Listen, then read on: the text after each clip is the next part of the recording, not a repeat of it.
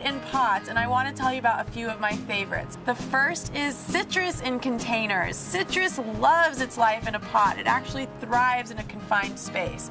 I brought a kumquat here to show you today, but really this works with any sort of citrus: lemon, lime, grapefruit, orange. And if you live in a place where the temperatures get really cold in winter, having your citrus in a container means you can move it indoors during the winter.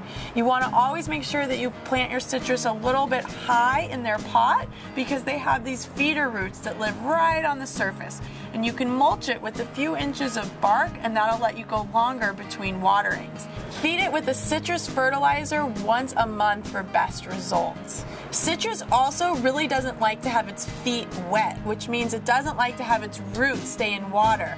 So you actually don't want to plant it in too big of a container all at once, because that will be too much soggy soil. So when you get your citrus, you want to replant it in a slightly bigger container every 4 or 5 years until you max out at about 36 inches tall and wide.